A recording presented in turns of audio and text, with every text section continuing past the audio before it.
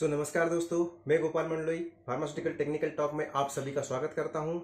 तो cleaning medicines के बारे में हमने जो जर्नी स्टार्ट की है उसमें हमारा जो सबसे पहला वीडियो रहने वाला है वो वर्स्ट केस, मतलब ये एक इम्पॉर्टेंट कंसेप्ट है क्लीनिंग मेडिसिन से रिलेटेड।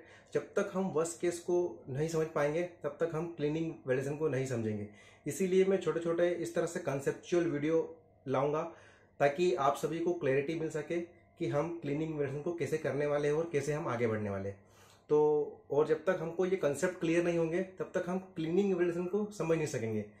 एक्चुअली जो मेरा पर्पज़ है वो ये है कि हर एक इंडिविजुअल, मतलब जो भी इस वीडियो को देख रहा है, वो क्लीनिंग मेडिसिन को समझे, उसको अंडरस्टूड करे कि हम क्लीनिंग मेडिसिन को कैसे कर सकते हैं और उसमें क्या क्या कंसेप्ट है, हम एक एक चीज़ को क्लियर करेंगे। तो सबसे पहला जो कंसेप्ट आता है वो आता है वर्स्ट केस प्रोडक्ट। तो यहाँ पर जो क्लीनिंग मेडिसिन में प्रोडक्ट का सिलेक्शन होता है कि हमको कौन सा प्रोडक्ट लेना है, किस प्रोसेस का क्लीनिंग मेडिसिन करना है, ये डिपेंड करता है वर्स्ट केस के ऊपर। तो यहाँ पर जो वर्स्ट केस के जो कंसेप्ट है वो 3-4 कंसेप्ट यूज होते हैं जनरली मेडिसिन में। तो जो सबसे पहला कंसेप्ट है, हमको अगर क्लीनिंग मेडिसिन करना है तो प्रीवियस प्रोडक्ट को वर्स्ट केस के बेस पे आइडेंटिफाई करना है। फिर जब हमको वर्स्ट केस प्रोडक्ट मिलता है तो अभी हमको next worst case product identify करना है, जिसके बेस पे हम कैलकुलेशंस को कैलकुलेट करेंगे, मेको वैल्यू को कैलकुलेट करेंगे। और यहाँ पर डर्टी कंडीशंस, जो वर्स्ट कंडीशंस होती है, और वर्स्ट केस मेको अप्रोच, मतलब कि हम क्या करेंगे, सारे प्रोडक्ट का मेको कैलकुलेट करेंगे और सारे प्रोडक्ट का मेको कैलकुलेट करने के बाद हम उसमें से जो सबसे लोवेस्ट मतलब मेको होगा हम उसको कंसिडर करेंगे एज ए वर्स्ट केस मेको। तो उससे जब भी हमारे साइट पे कोई सा नया प्रोडक्ट इंट्रोड्यूस होता है इन फ्यूचर में भी, अगर हमारा मेको के ऊपर कोई इम्पैक्ट नहीं आता है तो हमको क्लीनिंग मेडिसिन करने की रिक्वायरमेंट नहीं है। तो वर्स्ट केस का जो कंसेप्ट है, तो आज हम ये वीडियो उसी के ऊपर बनाने वाला हूं मैं कि वर्स्ट केस क्या होता है। तो इसको एक हम एग्जाम्पल से समझते हैं। फॉर एग्जाम्पल सपोज जैसे कि आप मान लो कि एक अभी जैसे गर्मी का सीजन है, समर सीजन है। समर सीजन में हमारे पास जैसे 4 रूम है। सबसे पहला रूम है उसमें एसी लगा हुआ है, दूसरा रूम है उसमें कूलर लगा हुआ है, तीसरा रूम है उसमें फैन है, और जो चौथा रूम है उसमें हमारा हीटर लगा हुआ है। तो अभी अगर मैं विथ रिस्पेक्ट टू गर्मी, मतलब विथ रिस्पेक्ट टू समर, उसके उसके अगेंस्ट में अगर वर्स्ट केस आइडेंटिफाई करूं तो मेरा जो वर्स्ट केस होगा वो होगा हीटर वाला रूम, क्योंकि अभी गर्मी है। लेकिन सेम अपोजिट अगर अभी विंटर होता तो मेरा वर्स्ट केस एसी हो जाता। तो इस तरह से वर्स्ट केस बहुत इंपॉर्टेंट है क्लीनिंग मेडिसिन के लिए, क्योंकि हमको जब भी कोई प्रोडक्ट को क्लीनिंग करना है, मतलब क्लीनिंग मेडिसिन करना है, तो प्रीवियस प्रोडक्ट को आइडेंटिफाई करना है। उसके भी 4 क्राइटेरिया होते हैं। सबसे पहला क्राइटेरिया होता है सॉल्युबिलिटी के बेस पे हम वर्स्ट केस को आइडेंटिफाई करते हैं। दूसरा क्राइटेरिया होता है उसका, अगर सॉल्युबिलिटी दोनों प्रोडक्ट की सेम मिलती है तो हम उसको उन दोनों प्रोडक्ट में जिसका स्ट्रेंथ ज़्यादा है, जैसे अगर सिप्रोफ्लॉक्सासिन हमको मिला है 500 mg, उसका सॉल्युबिलिटी लेस सॉल्युबल है, लेकिन जो दूसरा प्रोडक्ट है हमारा, जैसे फॉर एग्जांपल पैरासिटामॉल 400 है, लेकिन दोनों का सॉल्युबिलिटी प्रोफाइल सेम है, तो अभी हम यहाँ पर किसको प्रेफरेंस देंगे, 500 mg को, जिसका हायर स्ट्रेंथ होगा। इसी तरह से हम आगे बढ़ते जाएंगे 1 by 1 स्टेप। तो जो 4 क्राइटेरिया है, solubility, cleanability, toxicity and dose criteria, तो जो भी इसमें से हमारा हमको एक प्रोडक्ट आइडेंटिफाई करना है। तो यहाँ पर भी जो इंडस्ट्री टू इंडस्ट्री काफ़ी सारे कंसेप्ट अलग अलग है। जैसे कुछ इंडस्ट्रीज में क्या होता है कि सॉल्युबिलिटी के बेस पे एक वर्स्ट केस निकालते हैं, टॉक्सिकोलॉजिस्ट जो डेटा है, उस टॉक्सिसिटी का जो डेटा है उसके बेस पे भी एक प्रोडक्ट निकालते हैं, उसके 3 रन लेंगे, सॉल्युबिलिटी के 3 रन लेंगे, क्लीनेबिलिटी के 3 रन लेंगे, और जो डोज है, थेरापेटिक डोज है, उसके बेस पे भी हम 3 रन लेंगे। तो इस तरह से हमको टोटल 12 रन हो जाएंगे। कुछ इंडस्ट्री 3 रन लेती है क्योंकि वो एक वर्स्ट केस प्रोडक्ट को आइडेंटिफाई करते हैं। जैसे कि कुछ इंडस्ट्रीज क्या करती है कि सारे प्रोडक्ट को लिस्ट आउट करती है, उसमें से रेटिंग क्राइटेरिया कि जिसका सॉल्युबिलिटी और पीडी वैल्यू और आपका डोज स्ट्रेंथ, उसके बेस पे उसको एक रेटिंग देते हैं, और रेटिंग के बेस पे केवल एक वर्स्ट केस प्रोडक्ट को हम आइडेंटिफाई करते हैं। जब हमको एक वर्स्ट केस प्रोडक्ट मिल जाता है तो हम उसको क्या करेंगे, हमको केवल वहाँ पर 3 ही रन लेना है। तो ये इंडस्ट्री टू इंडस्ट्री वेरी करता है। और कुछ इंडस्ट्रीज क्या करती है कि उनके पास सारी क्लीनिंग प्रोसीजर अलग अलग है, हर प्रोडक्ट को क्लीन करने के लिए क्लीनिंग प्रोसीजर अलग है। तो हमको वहाँ पर सारे प्रोडक्ट का क्लीनिंग मेडिसिन करना है, क्योंकि वहाँ पर हर क्लीनिंग की प्रोसीजर अलग है। तो हमारे पास क्लीनिंग मेडिसिन में जो सबसे इम्पोर्टेंट कंसेप्ट है वो ये है कि जितनी हमारी क्लीनिंग प्रोसीजर होगी, मतलब अगर हमारे 4 प्रोडक्ट है और चारों प्रोडक्ट की क्लीनिंग प्रोसीजर डिफरेंट है, तो हमको चारों प्रोसीजर को वैलिडेट करना होगा। लेकिन अगर हमारे पास चारों प्रोडक्ट की क्लीनिंग प्रोसीजर सेम है, एक ही है, तो हमको एक प्रोडक्ट को आइडेंटिफाई करना है, वर्स्ट प्रोडक्ट को, उसके हिसाब से हमको मेको कैलकुलेट करके उसको वैलिडेट कर देना है। लेकिन ये तो हुआ प्रीवियस प्रोडक्ट, लेकिन जो वर्स्ट केस का जो कंसेप्ट है वो नेक्स्ट प्रोडक्ट के लिए भी एप्लीकेबल होता है। अगर हम नेक्स्ट वर्स्ट केस प्रोडक्ट के लिए एप्लीकेबल मतलब वो नहीं करते, तो हर एक प्रोडक्ट के लिए हमारा लिमिट अलग अलग हो जाएगा। तो अभी हम क्या कर देंगे, नेक्स्ट प्रोडक्ट जो वर्स्ट केस होगा उसको सिलेक्ट करेंगे। तो जो next worst case product selection criteria है वो इस तरह है कि हमारा जो नेक्स्ट प्रोडक्ट है जिसका बेस साइज कम हो और डेली डोज ज्यादा हो। ऐसा क्यों? ऐसा इसलिए क्योंकि अभी हमारा जो प्रीवियस प्रोडक्ट है वो नेक्स्ट प्रोडक्ट में कंटामिनेट करने वाला है। मतलब प्रीवियस प्रोडक्ट अगर नेक्स्ट में मिलता है, तो अगर नेक्स्ट प्रोडक्ट का बेस साइज कम हुआ, इसका मतलब कि उस जो हमारा प्रीवियस प्रोडक्ट का जो रेसिड्यू है वो ज़्यादा मिलेगा, उसमें कॉन्सेंट्रेशन उसका ज़्यादा हो जाएगा क्योंकि बेस साइज कम है। और सेकंड थिंग कि हम उसका डोज भी ज़्यादा ले रहे हैं, मतलब पॉसिबिलिटीज यहाँ पर इनटेक करने की, प्रीवियस प्रोडक्ट को इनटेक करने की पॉसिबिलिटी सबसे ज़्यादा है। अभी अगर कोई प्रोडक्ट है जिसका नेक्स्ट बेस साइज बहुत बड़ा बेस साइज है, अभी उसमें जो प्रीवियस प्रोडक्ट कंटामिनेट करेगा, अब बेस साइज बड़ा है मतलब वो डाइल्यूट हो जाएगा। अगर डाइल्यूट हो जाएगा तो उसको जो कॉन्सेंट्रेशन है उसका इंटेक करने का प्रीवियस प्रोडक्ट को, वो कम रहेगा। तो इसीलिए इस कंसेप्ट को यूज करते हैं। तो यहाँ पर क्या है, दो कंसेप्ट है, इसको कुछ कुछ इंडस्ट्री K/J रेशियो के नाम से भी जानती है। तो यहाँ पर हमको ऐसा नेक्स्ट प्रोडक्ट ढूंढना है जिसका बेस साइज सबसे कम हो और मैक्सिमम डेली ज्यादा हो, तो उसका हम एक रेशियो निकालेंगे। तो ऐसा जिसका रेशियो हमारे पास ज्यादा आएगा उसको हम यूज करेंगे as a worst case, next worst case. तो अभी ये कंसेप्ट आपको शायद नहीं समझ में आए, तो इसके लिए मैं एक आपके लिए डेमोन्स्ट्रेशन एक्सेल बना रहा हूँ। जैसे कि यहाँ पर मैंने सिस्टम लगाया हुआ है, तो एक ये पीपीटी मैं आपके लिए बना रहा हूँ। ये आपको जैसे फार्मास्यूटिकल टेक्निकल टॉक्स के नाम से एक पीपीटी बनाया हुआ है। तो जस्ट अभी मैं स्टार्ट ही कर रहा हूँ इसको।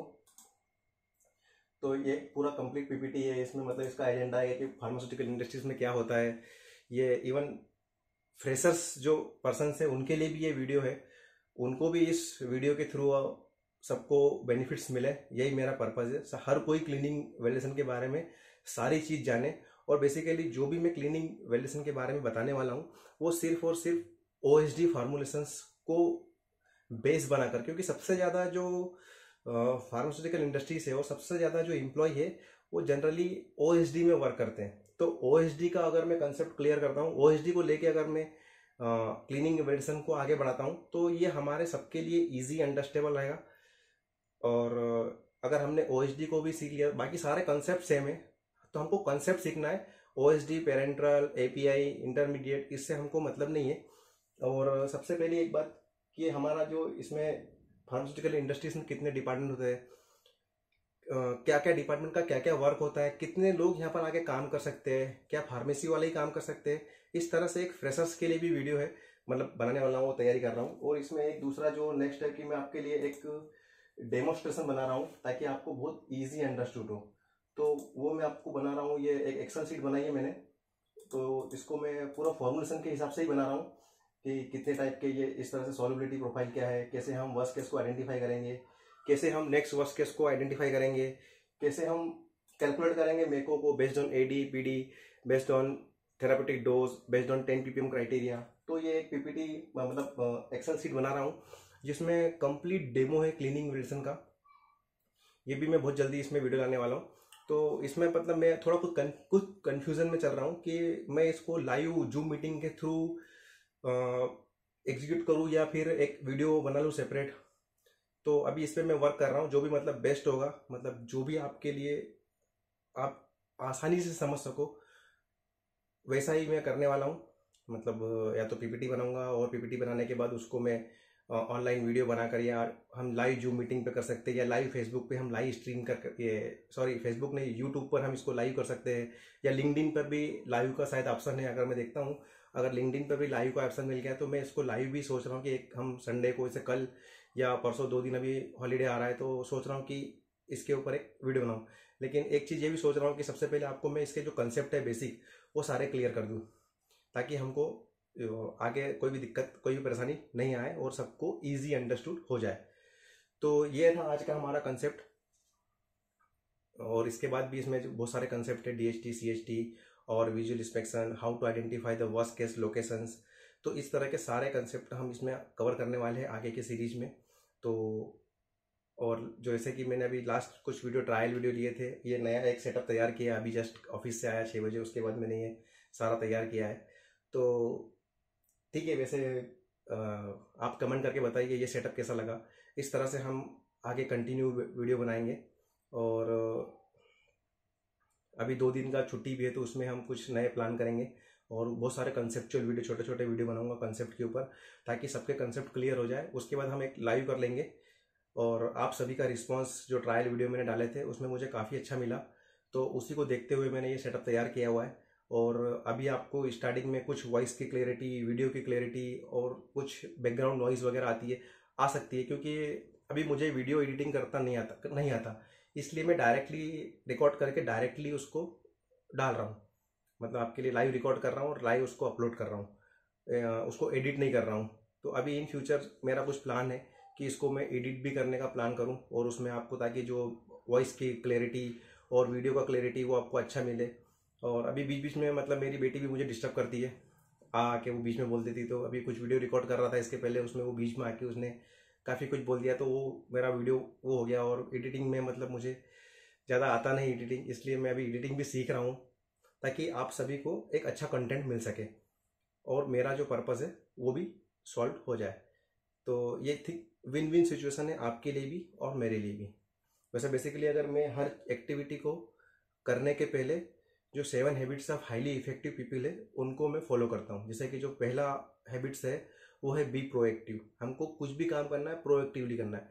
दूसरा हैबिट है begin with the and in mind, कुछ भी काम चालू करने के पहले हमको एंड के बारे में पहले सोचना है, उसके बाद हमको एक्शन प्लान डिसाइड करना है। उसके बाद पुट फर्स्ट थिंक फर्स्ट, मतलब हमने जो प्लान किया एंड को माइंड में रख के अब हमको वहाँ पे सबसे पहले मोस्ट अर्जेंट और मोस्ट इंपॉर्टेंट कौन सी एक्टिविटी सबसे पहले उसको प्रायोरिटी देना है। ऐसे करके हमको लेस इंपॉर्टेंट लेस अर्जेंट उसको प्रायोरिटी देना है। देन थर्ड हैबिट थी। एंड देन फोर्थ हैबिट है विन विन। जैसे कि ये मैं वीडियो बना रहा हूँ, इसमें मेरा भी प्रेजेंटेशन स्किल इंप्रूव हो रहा है, आपको भी लर्निंग्स मिल रही है। और ये वीडियो में अपने पब्लिक स्पीकिंग वगैरह, जैसे कि उसके लिए मैं अपने प्रेजेंटेशन स्किल को इंप्रूव करना चाहता हूँ, उसके लिए मैं वीडियो बना रहा हूँ।